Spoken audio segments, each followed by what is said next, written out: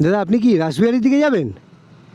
Actually আমি গাড়ি করে অফিস যাই নিজের গাড়িতে, আর কাউকে চেষ্টা করি যে যাতে লিফট দিয়ে দেওয়া যায় একই রাস্তায় রাসবিহারির দিকে। ওদিকে যাবেন না? দেখি এখানে অন্য কাউকে জিজ্ঞেস করে। দাদা দাদা আপনি টাকা নেব না, কোন দিকে যাবেন আপনি? রাসবিহারি পর্যন্ত ছেড়ে দিলে কোনো সুবিধা হবে? লাস্ট প্রায় দিন 15 ধরে প্রত্যেক দিন আমি চেষ্টা করছি যে কলকাতার যা কিছু ভালো যা কিছু মন্দ যাতে আপনাদের সাথে শেয়ার করা যায়। তো আমার আজকের ভিডিওটাও অনেকটাই সেরকম, কিন্তু পুরোপুরি না। আশা করি আজকের ভিডিওটা আপনাদের নিশ্চয়ই ভালো লাগবে।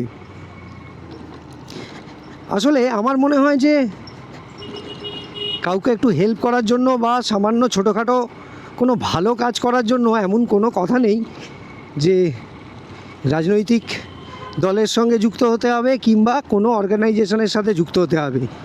জাস্ট একটু ইচ্ছা থাকলেই খুব সামান্য হলেও লোকজনকে হেল্প করা যায়।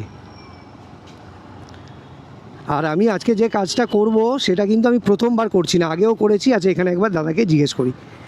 দাদা এক সেকেন্ড, হ্যাঁ, আপনি কি টলিগঞ্জের দিকে যাবেন? টলিগঞ্জের দিকে যাবেন? ঠিক এই ধরনের রিয়াকশান আমি আগেও পেয়েছি এই কাজটা করার সময়। যদি আপনারা আমার এই ধরনের আগের ভিডিও না দেখে থাকেন তাহলে একটু ধৈর্য ধরে দেখুন, মজা লাগবে। আসলে আমি কলকাতার লোকজনের রিয়াকশান দেখছি, আর শুধু রিয়াকশান না, আমি লোকজনকে হেল্প করারও চেষ্টা করছি। চলুন ভিডিওটা দেখতে থাকুন, বুঝতে পারবেন আমি কি করতে চাইছি আর কেনই বা এইভাবে গিয়ে একজনকে জিজ্ঞেস করলাম উনি কোথায় যাবেন।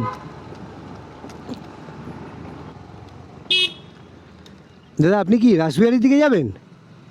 অ্যাকচুয়ালি আমি গাড়ি করে অফিস যাই নিজের গাড়িতে, আর কাউকে চেষ্টা করি যে যাতে লিফট দিয়ে দেওয়া যায় একই রাস্তায় রাসবিহারির দিকে। ওদিকে যাবেন না? দেখি এখানে অন্য কাউকে জিজ্ঞেস করে। দাদা দাদা আপনি টাকা নেব না, কোন দিকে যাবেন আপনি? রাসবিহারি পর্যন্ত ছেড়ে দিলে কোনো সুবিধা হবে? টাকা নেব না, আসুন। আশা করি আপনারা এতক্ষণে বুঝতে পেরে গেছেন যে আমি কি করতে চাইছিলাম, কি চেষ্টা করছিলাম। আসলে আগেও আমি এরকম করেছি, আগেও প্রায় রোজ রোজ এরকম অফিস যাওয়ার সময় লোকজনকে আমি যেচে গিয়ে জিজ্ঞেস করে লিফট দিয়েছি।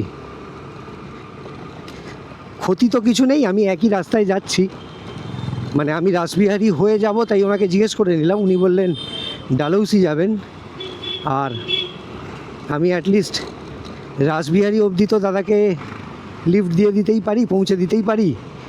দেখলাম বাসের জন্য উনি দাঁড়িয়ে আছেন, এরকম আপনারাও দেখেছেন বা আপনারা নিজেরাও হয়তো অনেকবার দাঁড়িয়ে থেকেছেন। তো হঠাৎ যদি কেউ এসে বলে যে পৌঁছে দিচ্ছি, সাধারণত দেখেছি যে মানুষের রিয়াকশানটা অন্যরকম হয়, কেউ বিশ্বাস করতে পারে না, লোকজনের কাছে ব্যাপারটা খুব অস্বাভাবিক লাগে, আর বেশিরভাগ লোকই না বলে। আমি আগে যখন রাইড দিতাম এরকম প্রায় 7-8 জনকে জিজ্ঞেস করার পর হয়তো একজন হ্যাঁ বলতো, কিন্তু আজকে দাদার হয়তো সত্যিই প্রয়োজন ছিল, তাই দাদা কোনো কিন্তু না করে নির্দ্বিধায় একবারে আমার গাড়িতে উঠে এসেছি। দাদা আমার নাম সমীরন, আপনার নাম? আমার নাম সমীর সাহা।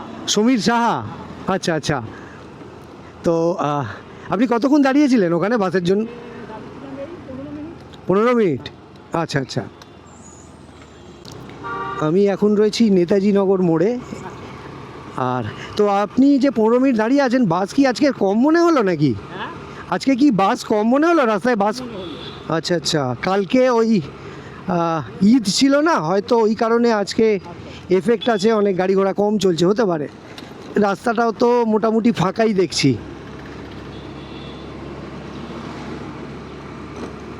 আপনি ডালহৌসি যাবেন বললেন না? আচ্ছা ঠিক আছে, আমি আপনাকে ওই রাসবিহারি মোড়ে নামিয়ে দেবো। ঠিক আছে, না না ঠিক আছে, কোনো ব্যাপার না। আমি তো আপনাকে ডেকে তুললাম, আপনি তো আর আমার কাছে হেল্প চাননি। এখন আমি রাসবিহারি মোড়ের একেবারে কাছাকাছি এসে গেছি। এই একটা সিগন্যাল, এরপরে আরও একটা সিগন্যাল, তারপরেই রাসবিহারি মোড়। আর ওখানেই আমি দাদাকে নামাবো।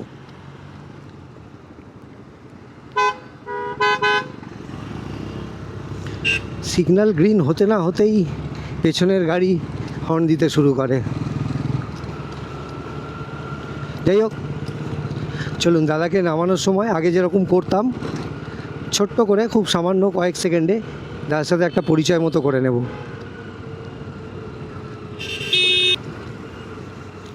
সিগন্যালটা রেড আছে, এই পাশে আপনাকে নামাচ্ছি দাদা। হ্যাঁ,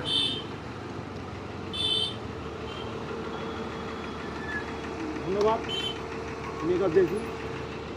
থ্যাংক ইউ দাদা। আপনি বিশ্বাস করলেন, ভরসা করলেন, উঠলেন, এটা আসল ব্যাপার। সবাই ভরসা করতে পারে না, ভয় পায়, উঠতে চায় না। চলুন আবার হয়তো কখনো এরকমভাবে দেখা হয়ে যাবে। আবার উঠে পড়বো। হ্যাঁ, নিশ্চয়ই নিশ্চয়ই। মানুষ মানুষ।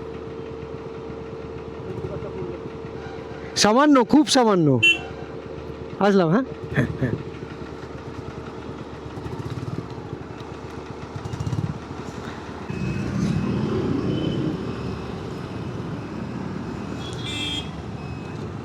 দাদাকে পৌঁছে দিয়েছি, আর আমার এইদিকে একটু কাজ আছে।